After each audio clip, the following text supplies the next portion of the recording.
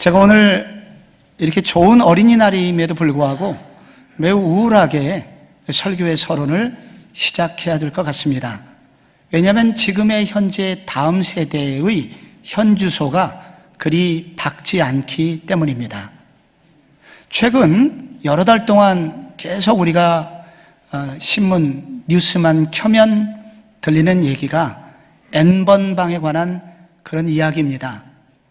10대 어린 소녀 그리고 청소년들을 여러 가지 이유로 잡아다가 성착취 영상문을 찍어서 유포시킨 것이 지금 온 나라를 이렇게 멍들게 하였습니다.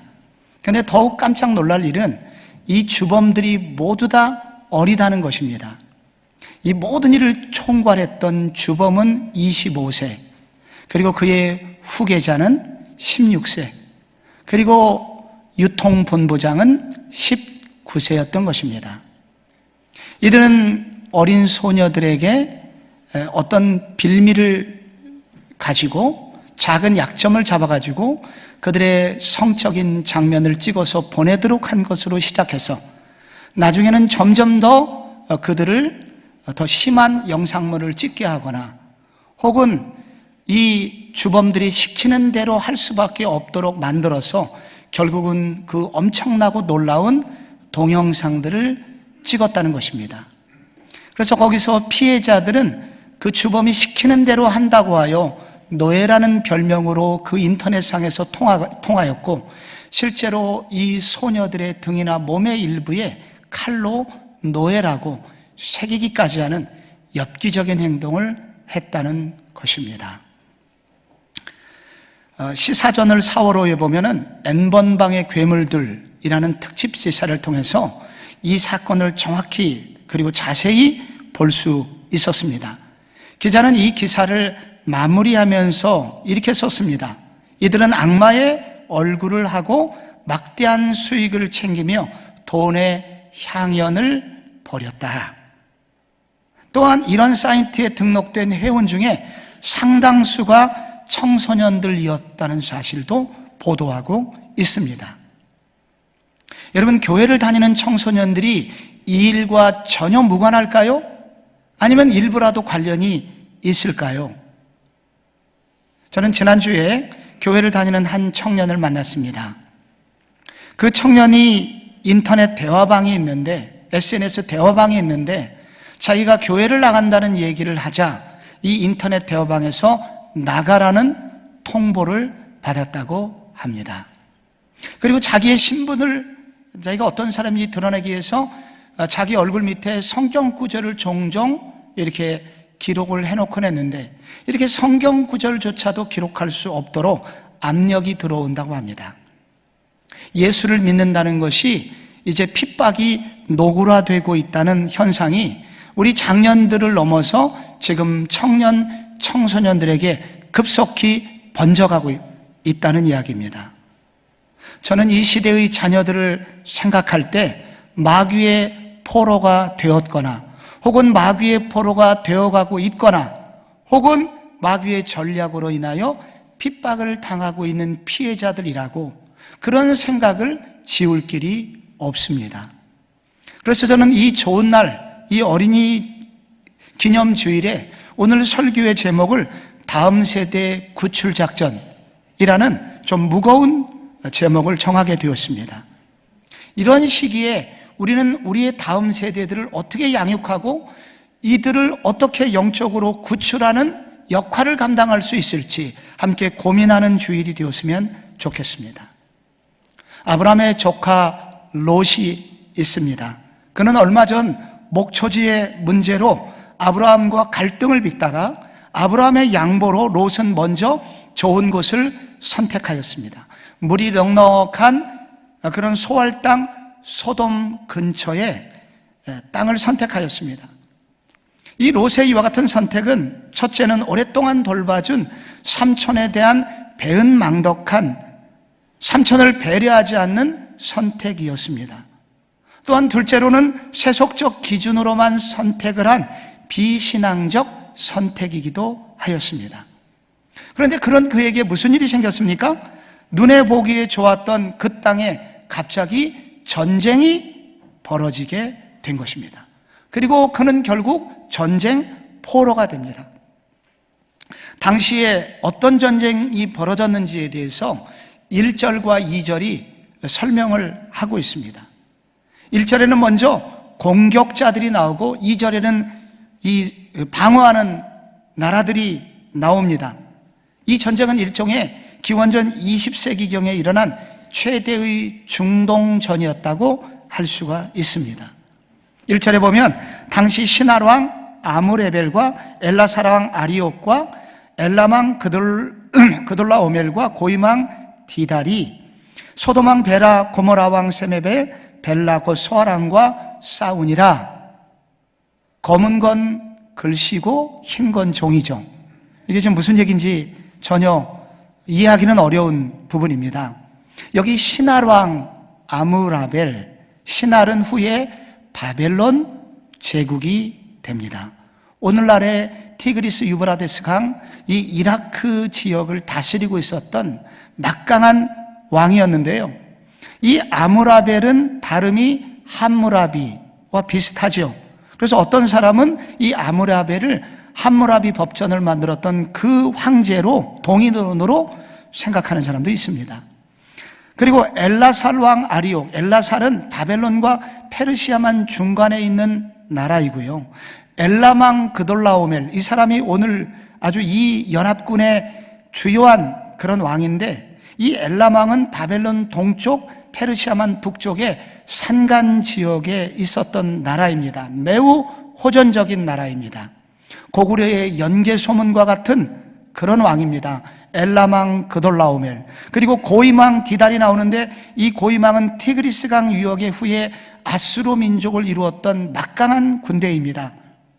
그래서 여기 공격하는 네 나라는 당시 중동의 최대의 강대국으로서 오늘날의 소련, 중국, 일본, 북한 연합군 정도의 화력을 가진 막강한 군대였다는 것입니다. 그에 비하여 지금 수비를 하는 이런 공격을 받는 여기 5명의 왕이 성경에 나오는데, 소돔왕 베라, 고모라왕, 소알왕, 아드마왕, 스보이왕, 이 5개의 왕이 나오는데, 이것은 바로 가나안 땅의 지도를 보시면 알 수 있습니다. 여기의 왕들은 가나안 땅에 있는 사해바다 부근의 부족 국가들입니다. 지금 읽은 이 나라들은 모두 한 도시의 왕 정도이고 부족 국가의 부족장 정도 되는 사람들입니다. 누가 이겼겠습니까? 당연히 중동 그 최강대국들의 중동 정벌 연합군이 이길 수밖에 없는 전쟁입니다. 그런데 이 전쟁이 사해바다 남쪽 소돔 땅 근처에서 이 전쟁이 일어났지만, 이 전쟁이 일어나기 전에 먼저 이 성경은 사해바다에서 이 전쟁이 벌어지고 있는 그 전의 이야기를 다루고 있습니다.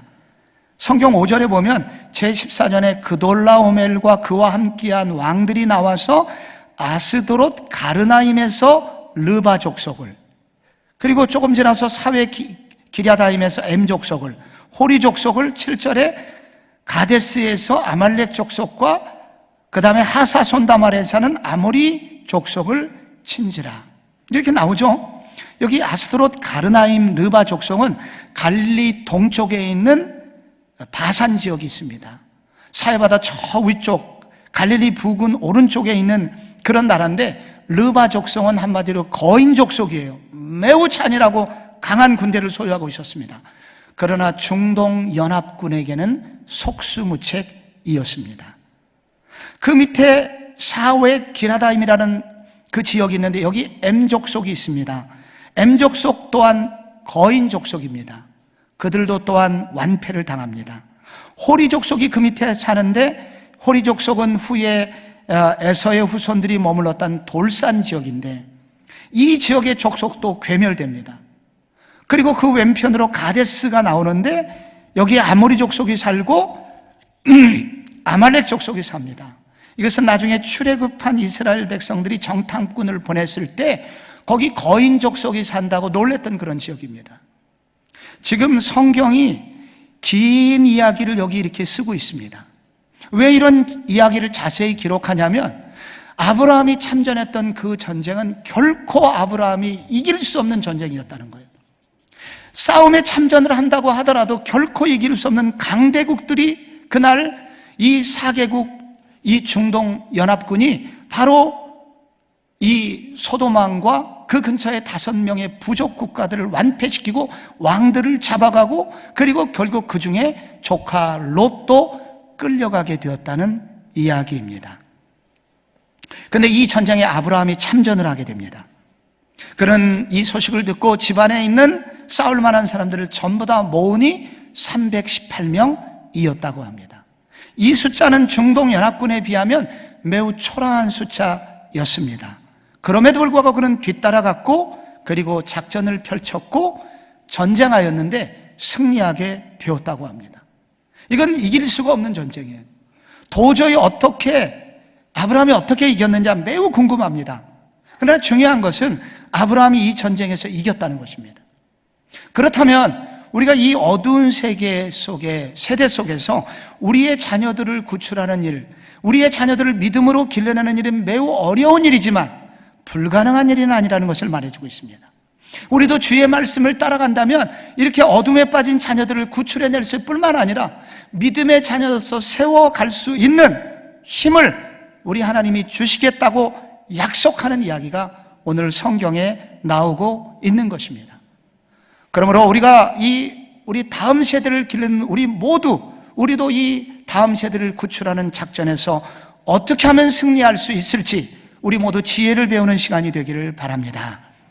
먼저 첫 번째로 이 전쟁에서 이기기 위해서 이웃과 선한 동맹을 구축해야 될 것을 가르치고 있습니다. 이제 이 전쟁에서 도망한 자가 있었습니다.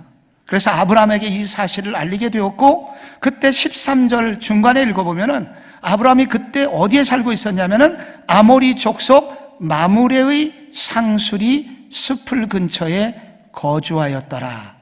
그리고 마므레는 에스골의 형제고 아넬의 형제인데 이들은 아브라함과 동맹한 사람들이었더라.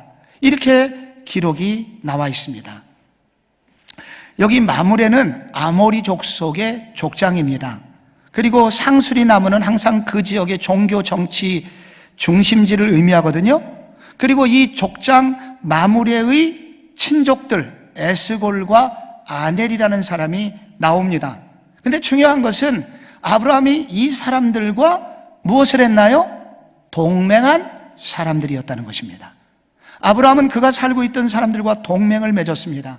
동맹을 맺었다는 것은 언약을 맺었다는 이야기입니다. 언약을 맺었다는 것은 서로 어려울 때 돕기로 한 사이, 그리고 공동의 과제를 함께 풀어가는 이웃으로 살기를 다짐했다는 것입니다. 여러분, 아브라함처럼 믿음의 사람이 왜 이웃 사람들과 동맹을 맺었을까요? 그리고 그들과 동맹을 맺으면은 그들의 문화의 일부라도 아브라함에게 영향을 끼치지 않습니까? 이런 위험에도 불구하고 아브라함은 왜 동맹을 맺었을까요? 아브라함은 그 지역의 나그네였고 소위 약자였습니다. 아브라함이 우거하는 그 지역에서 관계가 나쁘면은 목초지를 쓸 수가 없습니다. 우물물을 마실 수가 없습니다. 그는 자기의 가족들과 식솔들을 먹여 살리기 위해서 그 이웃과 동맹을 맺은 것입니다. 그리고 아브라함은 그들과 동맹을 맺으면서 그 사회에 기여하는 삶을 살았습니다. 그래야 자기도 안전하고 결국 최종적으로 축복의 통로로서의 역할을 감당할 수 있었기 때문입니다. 그리스도인들이, 이 믿음의 사람들이 믿지 않는 많은 세속사회 속에서 살아갑니다. 우리가 이들과 살아갈 때 우리가 그들과 어떤 만남을 가져야 되는가? 좋은 관계를 맺어야 한다는 것입니다. 이 지역사회 사람들에게 지지를 얻어야 한다는 거예요. 그래야 이 시대 속에서 영향력을 발휘할 수 있기 때문입니다.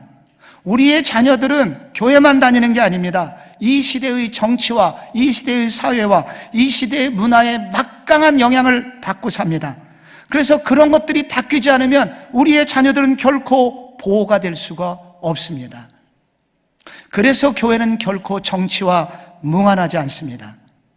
우리가 아무리 기도를 많이 해도요, 정치인들이 법을 반기독교적으로 만들면 우리의 자녀들은 고통을 당하게 됩니다.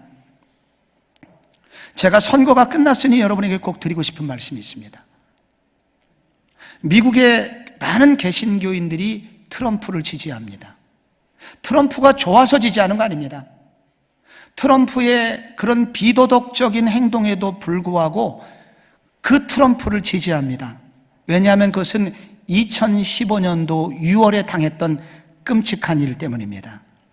미 연방 대법원이 동성애 결혼 합법화 판결을 내게 된 것입니다. 미국의 기독교계는 그때 커다란 충격을 받았습니다. 미국의 연방 대법원 판사는 9명으로 구성되어 있거든요.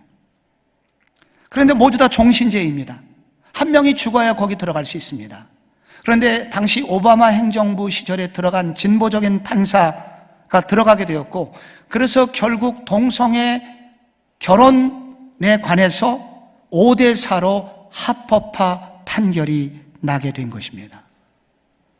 그때 비로소 미국의 기독교인들은 뼈저리게 알게 된 것입니다. 아, 기도만 해서는 안 되는구나. 기도만큼 중요한 것은 사람을 잘 뽑아야 되는구나. 그래서 트럼프의 비도덕성에도 불구하고 조금 덜 악한 사람을 뽑기 위해서 그를 선출하게 되었고, 지금의 연방 대법원 판사는 조금 보수적인 성향이 짙어지게 되었습니다. 선거가 있기 얼마 전에 성북구 교회연합회에서는 우리 교회의 장소를 빌려서 국회의원 후보자들 우리 교회에 초청을 했습니다. 그리고 정책 검증을 했죠. 그래서 여당 후보도 왔고 야당 후보들도 왔습니다. 당신들은 교회에 대해서 혹은 동성애 혹은 차별금지법에 대해서 어떤 기준을 가지고 있느냐? 그리고 당신들의 영상을 찍어도 되겠느냐? 그래서 영상을 압축해가지고 성북구에 있는 목사님들에게 보냈습니다. 다음 주에는 국회의원 당선자들 축하 예배를 같은 우리 교회 장소에서, 그리고 그들을 소위 파송하는 기도회를 가지려고 합니다. 제발 당신들은 소수의 인권도 중요하지만 다수를 차지하고 있는 이 성북구 구민들의 마음을 헤아려 달라. 이 중에 상당히 교인들만 있는 게 아니라 이 나라 미풍양속을 지켜달라. 그리고 강하게 그들에게 주장을 할 계획을 가지고 있습니다. 여러분, 우리는 학교 교육과 자녀들이 무관하지 않습니다. 얼마 전 크리스찬 투데이라는 신문에 수업 중 자위하고 화장실에서 뒤처리하라는 그런 기사를 읽었습니다. 이거는 초등학교 6학년 성교육 교재의 중에 나오는 사파거든요. 그 내용은 뭐냐면은 교실에서 어떤 남학생이 자유행위를 했는데 교실에서는 안 돼, 화장실에서 처리하고 오렴. 선생님이 그렇게 얘기를 하는 것입니다. 여러분, 중학교 1학년 성교육 교재 중에 중학교 1학년짜리들에게 7가지에서 10가지의 피임법을 가르칩니다. 그리고 여러분, 우리 대한민국 청소년들이 첫 번째 성경험을 어느 정도의 나이에 하시는 줄 아세요? 평균 13.1세에 하게 됩니다. 그리고 작년에 군대 내 남성끼리 합의된 성관계는 합법이다라는 판결이 났었죠. 지금의 많은 학교의 성교육은 건강한 가정을 꿈꾸게 하는 교육이 아닙니다. 부모님들만 모르시고 목사님들, 순진한 목사님들만 모르지 상상을 초월하는 성교육은 최근 이미 10여 년 전부터 시행되고 있습니다. 근데 우리는 교회에서 예배를 드려요. 우리 아들, 딸은 예배를 드려요. 어림없는 소리 마십시오. 이것으로 우리의 어린아이들이 결코 변화되지 않습니다.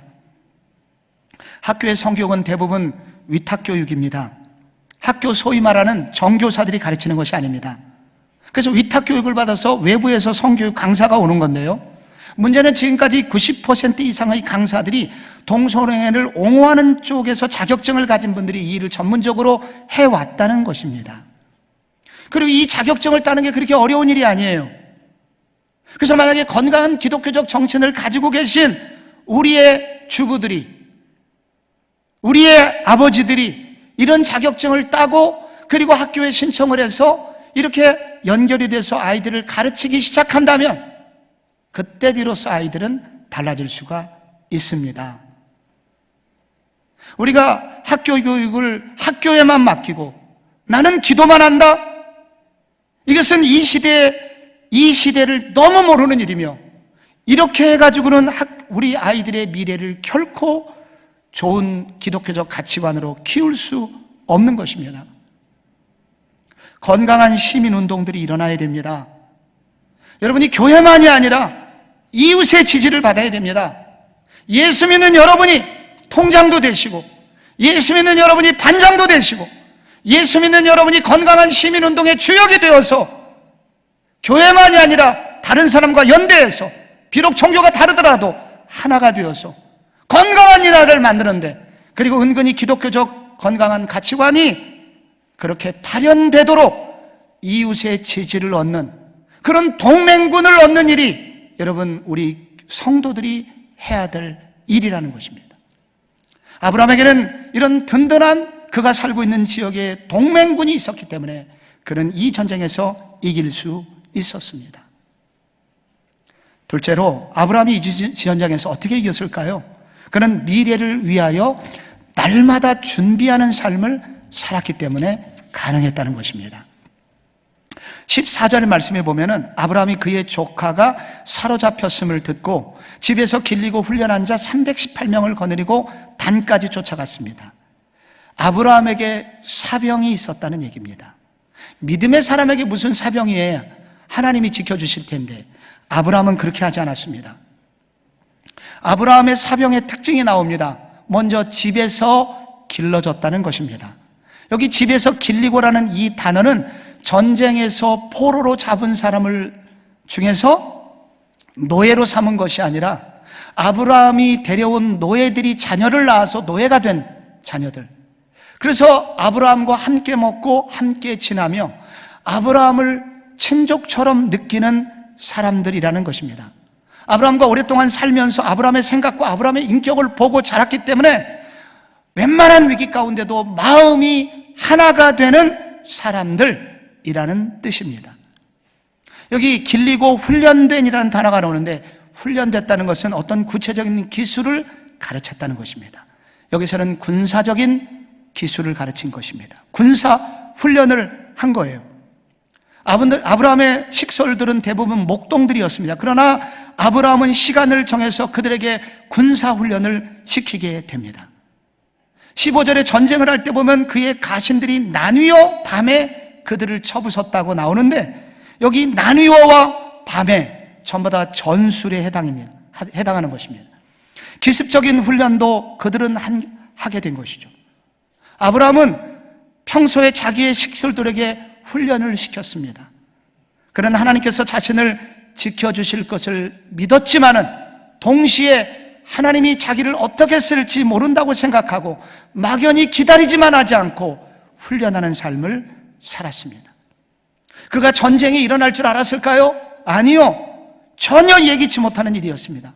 그러나 그는 평소에 준비되어 있었기 때문에 이웃을 도울 수 있었고 궁극적으로 조카 롯도 지켜낼 수 있었습니다.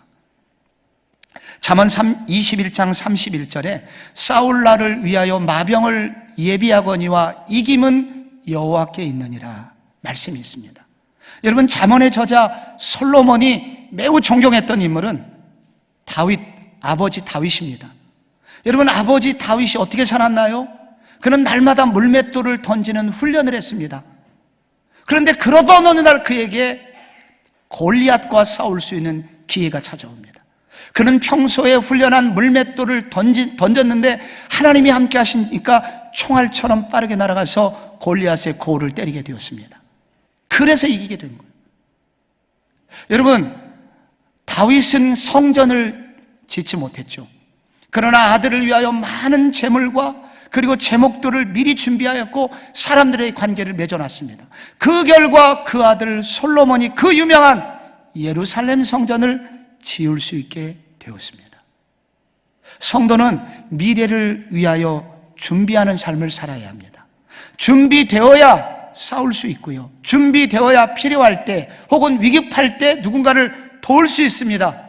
평소에 실력이 있어야 위기를 만났을 때 누구를 실력으로 도울 수 있고, 평소에 돈을 모아놔야 위기에 있을 때 누구를 도울 수 있고, 평소에 재능이 연마되어야 중요한 순간에 그 재능을 통해서 다른 사람을 도울 수 있지 않겠습니까? 그러므로 우리는 우리 자신에 대해서, 우리 자녀들에게 대해서 준비하는 삶을 살도록 도전해야 됩니다. 엄마, 나는 무엇을 준비하면 돼? 그때 여러분 말씀하실 수 있어야 됩니다. 하나님께 비전을 물어봐. 아들과 딸들이 가장 쓰시기, 하나님 나를 어디에 쓰실 생각이십니까? 내가 어디에 쓰임받으면 좋을까요? 이렇게 자녀들에게 기도를 시키게 하고, 그래서 자신들 하나님 안에서 비전을 발견하게 하는 일이 중요합니다. 그리고 두 번째, 비전을 발견했으면 이제 구체적으로는 그 비전을 이루기 위해서는 10대 때는 무엇을 준비하고, 20대 초반은 무엇을 준비하고, 20대 후반에는 무엇을 준비하고, 그래서 그들로 하여금 구체적으로 준비되는 삶이 되게 하고, 더불어서 하나님이 너를 쓰려면 영적으로 준비되어야 돼. 그래서 그들이 하나님과 소통이 끊어지지 않도록 교회에서 성경대학도 공부하게 하고, 제자훈련도 받게 하고, 전도 폭발도 받게 해서 하나님이 함께 하시는 사람이 되도록 그렇게 준비시키면, 하나님이 그 중요한 순간에 하나님께서 필요할 때 그 사람을 써주신다는 것입니다. 1940년대 미국의 군대 사령관은 아이젠하워였습니다. 아이젠하워의 절친, 소마비 출신이면서 나중에 대통령이 된 루즈벨트와 절친, 친구입니다. 루즈벨트가 대통령이 됐습니다. 그런데 그런 친구가 대통령이 되자 오히려 한직으로 물러나 야전사령관으로 스스로 내려갔습니다. 그때 2차 세계대전이 벌어진 거예요. 독일의 히틀러와 연합군들이 싸우게 되는데 이게 싸움이 만만치 않아서 밀리게 되죠. 이 참모들에게 좋은 작전을 가져와라. 근데 마땅한 작전이 나오질 않자 이 루스벨트는 한밤에 참모들과 함께 친구 아이젠하워를 찾아갔다고 합니다. 아이젠하워의 군대 막사 집무실 뒤에는 커다란 세계지도가 그려져 있고요, 걸려 있고요, 그리고 그 앞에는 책상, 서랍이 있었습니다. 그때 아이젠하워가 서랍을 열더니 종이 뭉치를 꺼냅니다. 여기에는 히틀러를 싸워서 이길 수 있는 200개의 전략이 준비되어 있습니다. 이 중에 어떤 것을 선택한다 하더라도 히틀러를 능히 이길 수 있습니다. 그때 대통령의 참모가 이렇게 말을 합니다. 아니, 장군님, 이렇게 훈련도 바쁘고 이렇게 시간이 매우 없는 시간에 200개의 작전이나 어느 세월에 세웠습니까? 그리고 오늘 대통령께서 방문하지 않으셨다면 이 모든 작전은 무용지물이 될 거 아닙니까?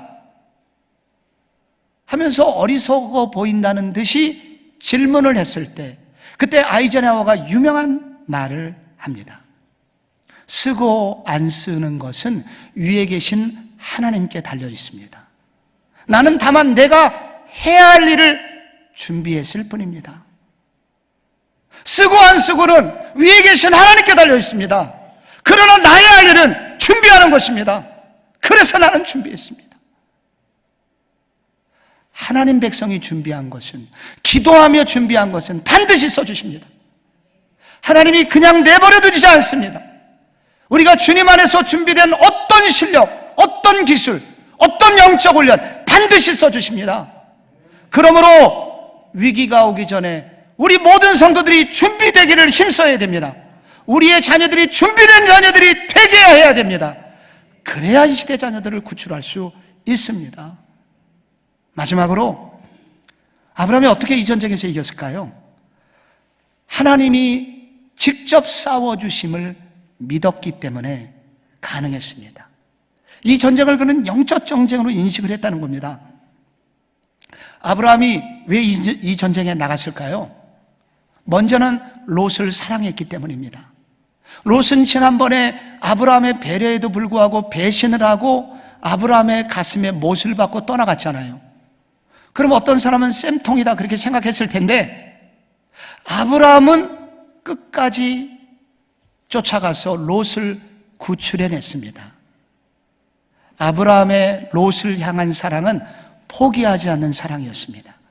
끝까지 롯을 포기하지 않고 사랑하였습니다. 이런 사랑을 구약 성경은 헤세드라고 표현합니다. 헤세드는 끝까지 포기하지 않는 책임지는 사랑입니다. 아브라함은 헤세드의 사랑이 아브라함의 내면에 흘러가고 있었기 때문에 이 전쟁에 참여한 것입니다. 또한 조카 롯은 당시 유일한 믿음의 다음 세대였습니다. 당시까지만 해도 믿음의 사람이 전혀 없었기 때문에 그가 죽으면 아브라함의 믿음의 세대가 끝납니다. 그래서 얘가 죽으면 하나님 나라가 끝난다 라는 절박한 마음으로 하나님 나라를 세우기 위해서 전쟁에 참여한 것입니다. 그리고 궁극적인 이유가 있습니다. 이 전쟁은 인간의 힘으로 싸우는 전쟁이 아니라 하나님이 도와주셔야 이길 수 있는 싸움이라는 믿음이 있었습니다. 왜냐하면 여러분, 이 전쟁을 이기고 돌아올 때 멜기세덱이라는 제사장이 마중을 나옵니다. 아브라함은 이 제사장에게 감사의 예물을 드립니다. 마치 헌금을 드리는 것입니다.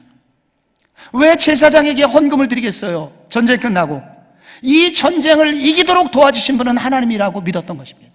이 전쟁의 진짜 주인공은, 지휘관은 하나님이셨어 라고 그는 믿은 것입니다. 구약 성경에 이 멜기세덱이라는 이름이 또 한 번 성경에 나옵니다. 시편 110편 다윗의 시에 나오거든요. 여기 익숙한 시가 110편 3절입니다. 주의 권능의 날에 주의 백성이 거룩한 옷을 입고 즐거이 헌신하니 새벽 이슬 같은 주의 청년들이 주께 나오는도다. 근데 그 다음 절이 중요해요. 여호와는 맹세하고 변하지 아니하시리라 이르시기를 너는 멜기세덱의 서열을 따라 영원한 제사장이라 하셨도다. 이 정황이 어떻게 되냐면은 다윗이 전쟁을 할 때 군사력이 부족했어요. 이 전쟁은 꼼짝없이 질 수밖에 없는 전쟁인지도 몰라요. 다윗은 그러나 포기하진 않았습니다. 그랬더니 그때 주님의 편에 서겠다고 자발적으로 일어나는 청년들이 있어가지고 그 청년들이 너무 이뻐서 새벽 이슬 같은 청년들입니다. 그래서 결국 이기게 됐어요. 다윗은 이 전쟁을 생각하면서 오래전 아브라함의 전쟁을 떠올린 것입니다. 오래전 우리 조상 아브라함이 이길 수 없는 전쟁에서 이겼던 것은 하나님이 그 전쟁에서 함께 해주셨기 때문이지, 그렇다면 나도 이번 전쟁이 좀 어렵겠지만 하나님이 도와주신다면, 아브라함의 하나님이 내 편이 되신다면 나도 이길 수 있지 않겠나? 그리고 전쟁이고 전쟁 끝나고 감사의 노래를 부른 것입니다.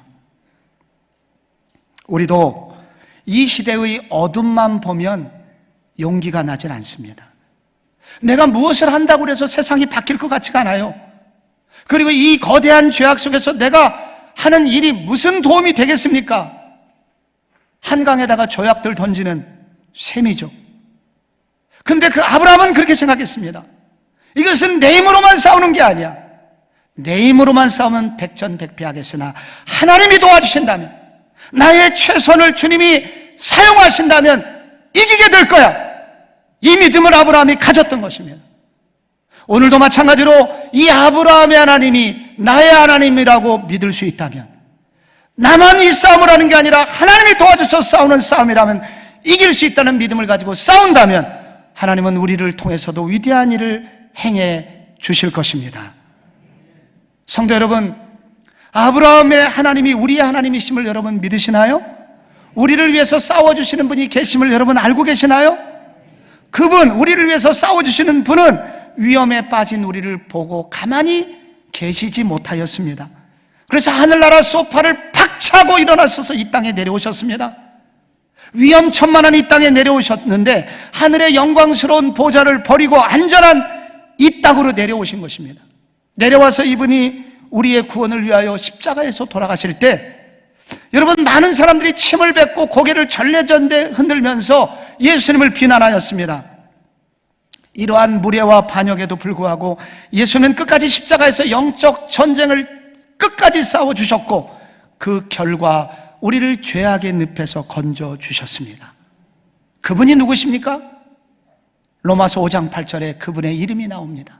우리가 아직 죄인이었을 때에 그리스도께서, 예수 그리스도께서 우리를 위하여 죽으심으로 우리를 향한, 우리에 대한 자기의 사랑을 확증하셨느니라. 바로 그 예수 그리스도께서 우리를 위해서 지금도 싸워주시기 때문에 우리는 초라하고 약하나 결코 지지 않을 것입니다.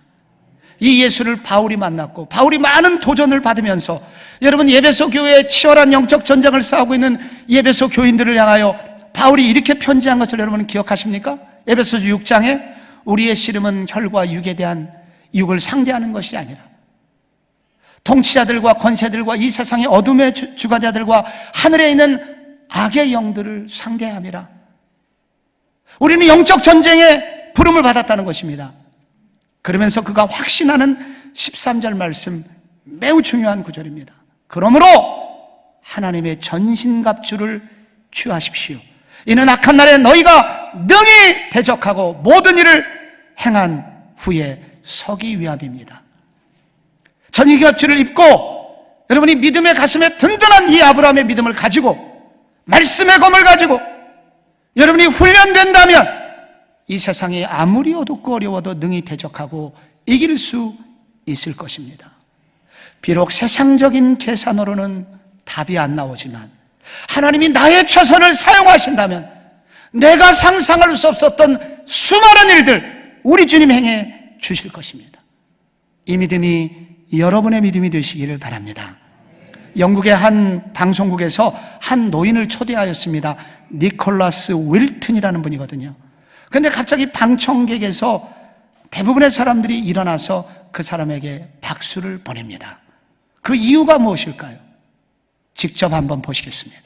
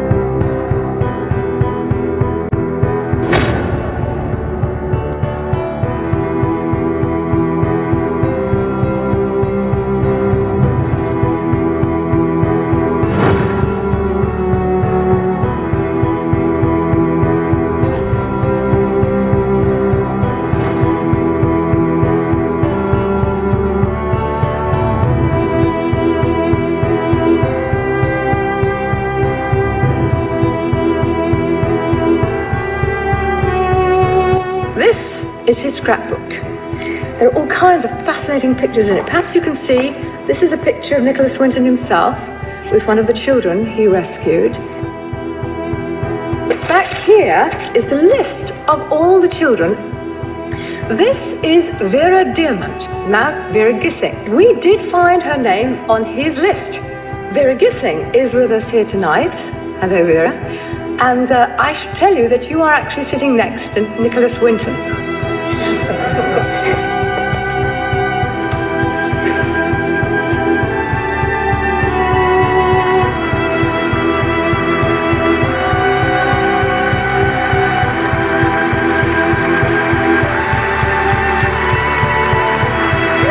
Is there anyone in our audience tonight who owes their life to Nicholas Winton? If so, could you stand up, please?